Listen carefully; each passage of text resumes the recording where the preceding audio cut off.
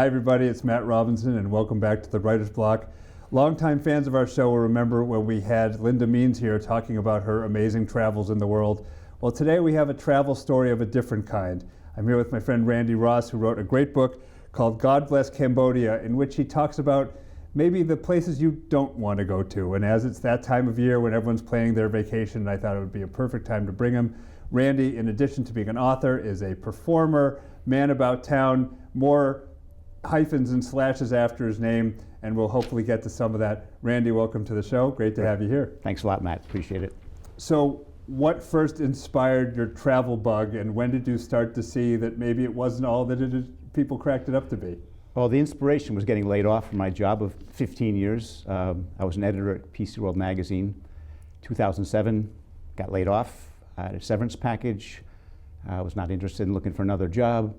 Every year in the fall, I would take a trip, but I would go for a week, 2 weeks. I'd go to Europe. I'd go to Canada. This trip was 4 months of solo travel. I went to the bookstore and I got one of these, travel guidebooks, and they make it sound easy. Trip around the world. So I got 2 books on how to plan a trip around the world, and they're all like, yeah, don't worry about it. You'll have a good time.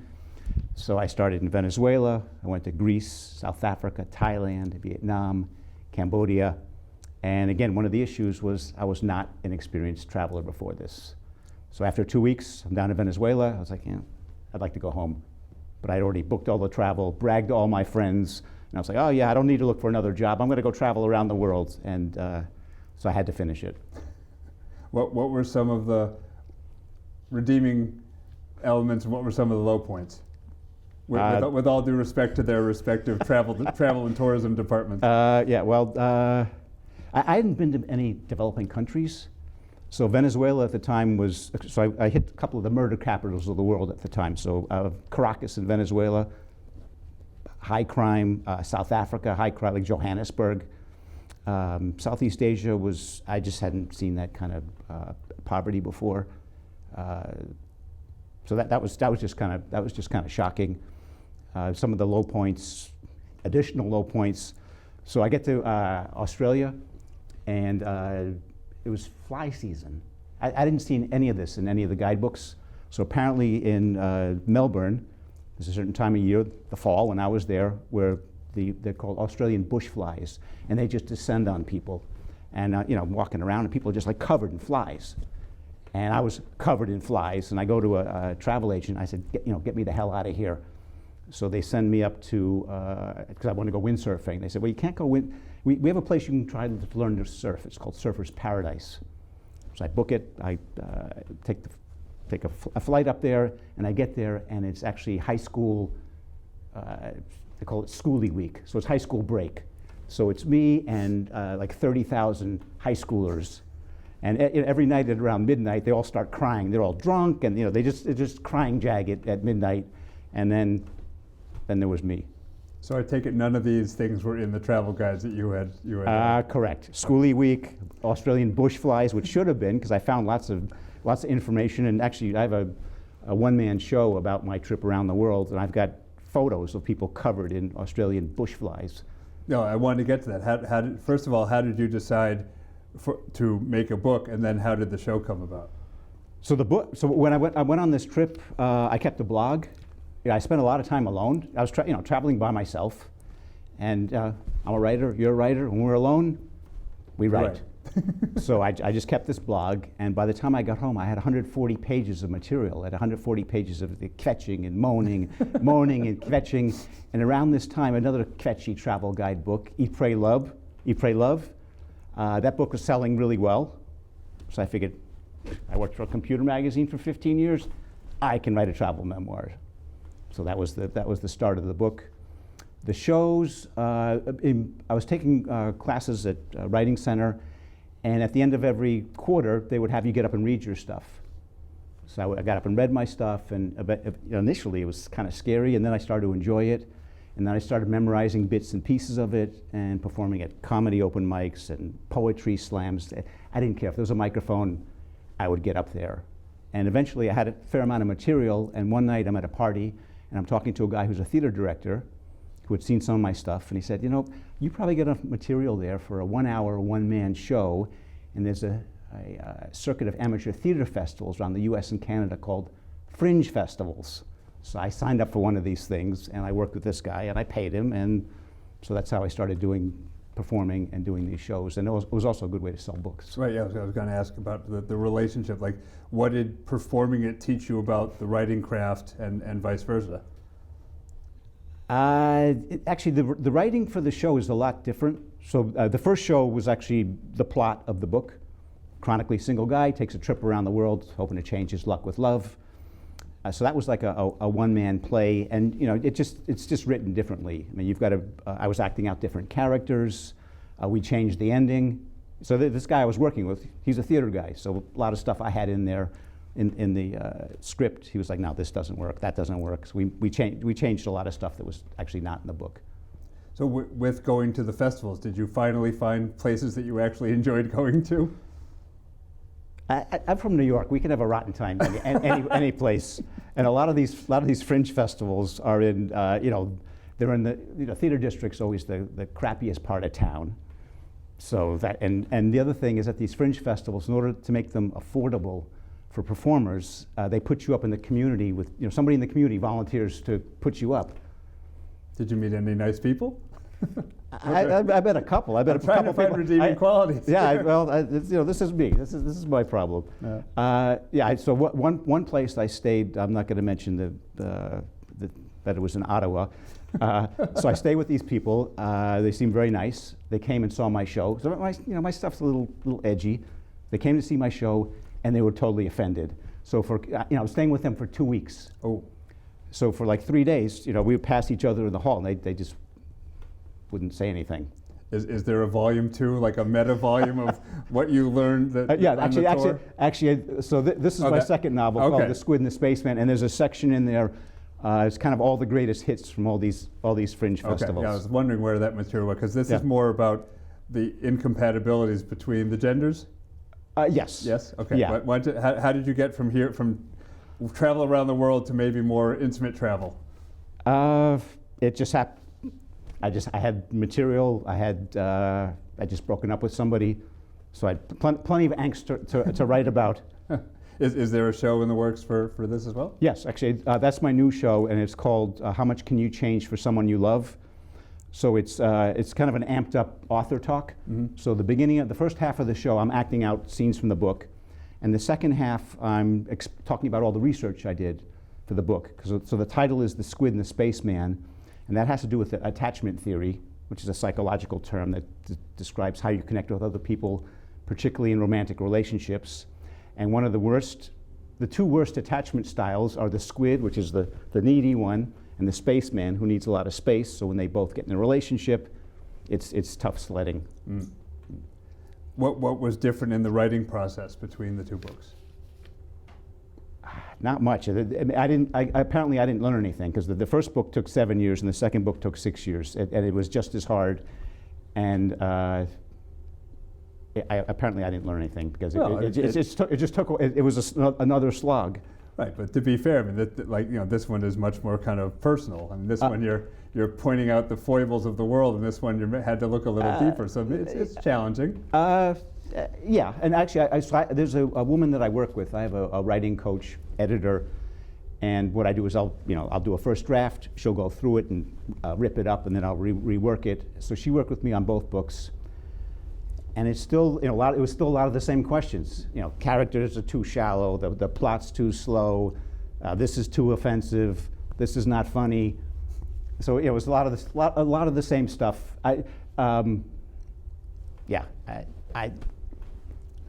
Maybe I learned. I must have learned something. I was just going to ask you what lessons you learned from the process. Persistence. Okay, well that's important. And also I learned that this is my process. It takes me a long time. I do a fair amount of research. So I'm working on a third novel, which is a coming of age story that takes place in the 1970s. So I spent 3 or 4 hours. So I wanted to come up with the proper eyeglasses for a shrink in the 1970s. So I was trying, there's a website where you can try on all these different eyeglasses from the 1970s. So the aviators, so I spent a few hours, at this website, because, it's got a camera, so it projects them onto your face. Right. And I got a bunch of those. I took snapshots. I posted them on my Facebook page, and I asked my friends and followers, hey, which ones do you like? Because these things, they take a lot of time. Yeah, I mean, it's the backstory is important to make it authentic. Absolutely. Bingo. Yes. Yeah, you want continuity and things of that sort. Okay. How did this is something I actually talked about with Linda too, because she had started at the Chicago Tribune. How did starting as a journalist influence your other creative ventures? Well, actually, so for the blog, on the trip for my blog, so I worked at PC World. We reviewed a lot of computer products. So on the trip, I reviewed all these restaurants and places that I went to visit, and all the advice given by the guidebooks, using a lot of the same stuff that I used to review computer equipment. Did it do what it was supposed to do? What was the promise, and what was the delivery, and what were the issues, and could you get them resolved? So that part was actually useful, but actually journalism is kind of the worst training for fiction. I mean, in journalism, you want to put all the good stuff up front. In a novel, you're trying to breadcrumb people to get them to the big payoff at the end. Even the structure of paragraphs is different. When you write journalism, the topic sentence, and then there's a bunch of stuff underneath it that supports it.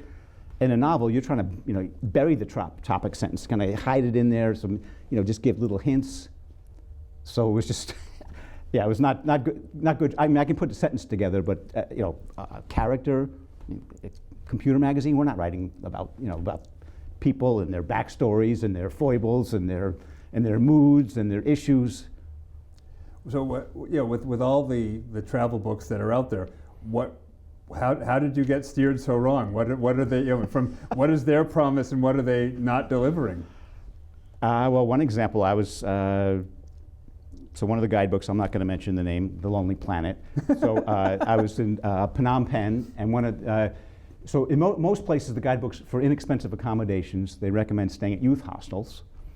And in Phnom Penh, in Southeast Asia, the guidebooks recommend staying at something called a guest house. So when I heard the term guest house, I was thinking, like a bed and breakfast in Vermont, blueberry pancakes, and Persian rugs, and plush mattresses. So I get to the recommendation in Phnom Penh, and I'm not going to mention the name, the King Guest House. And I get in there, first of all, it's filthy, and there's a big a half-bald rat running around in the lobby. There were, windows were open. There's mosquitoes, the mosquitoes coming in. I was taking all these anti-malarial pills, and so I had to get out. I stayed there one night and had to get out of there. But yeah, so it was just wrong. I mean, there was also some of the information. These were back then they were books, so they couldn't update them that often. So. And again, the flies. There was no mention of bush flies. See, that seems to be, is that a running theme, the flying vermin? Flying vermin, yeah, well, it's a problem. So I guess the natural question is, we're coming to holiday time. Where do you vacation these days? What have you found that actually is good? That seems like that would be high praise. Actually, I'm a skier, so it depends on the snow, but my favorite ski areas are Big Sky.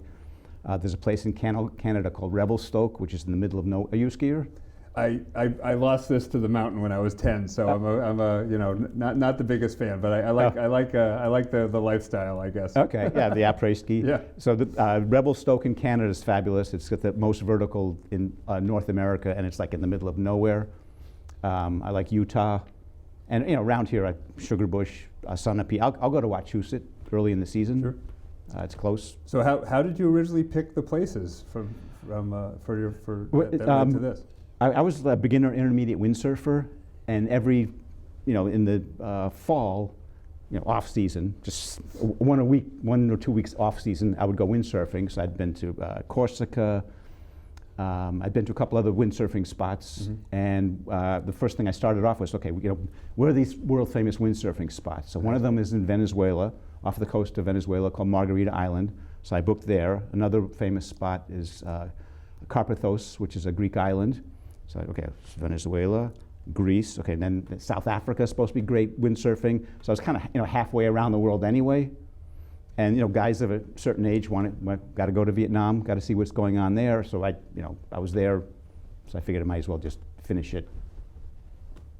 So was there any good? Did you find any good windsurfing? Yeah, Venezuela. Without high school students? Yeah, Venezuela was fabulous. Okay. So I was a beginner intermediate windsurfer, so the winds are 15, 20 miles an hour. I was fine. So I get to Carpathos in Greece, and expecting same thing, 15, 20 miles an hour. And I get there, the winds are 30, 35 miles an hour. I can't stay on the windsurfer. They yanked me off the adult beach and brought me down to the kiddie beach, and the winds were still 30, 35 miles an hour. So I didn't stay on the windsurfer. I couldn't stay on the windsurfer. Caught a cold. I guess you had to put your story somewhere. Yeah. And then South Africa, I was okay. We'll try winds because I was carrying all this gear. So it was one backpack, but I had windsurfing belt and all this other gear. So I was okay. We'll try South Africa, and I get down to South Africa, and I'm in Cape Town, and I'm thumbing through the travel literature trying to figure, okay, when am I going to go windsurfing? And I noticed in the travel literature, they were offering the same activity in the same waters as windsurfing. This activity was called shark cage diving.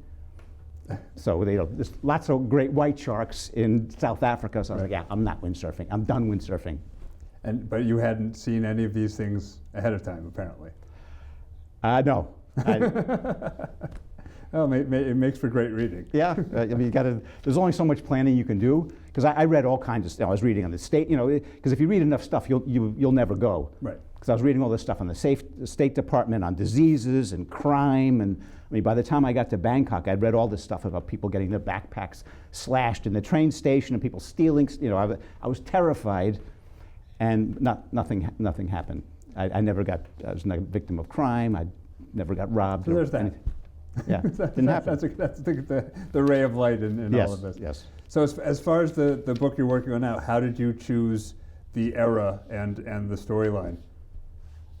Well, actually, because first of all, the 1970s was like one of the darkest decades we've ever. If people think things are bad now, if you look at the 1970s, inflation, unemployment, they were both around 10%. There were oil shocks. The price of oil tripled in 1973.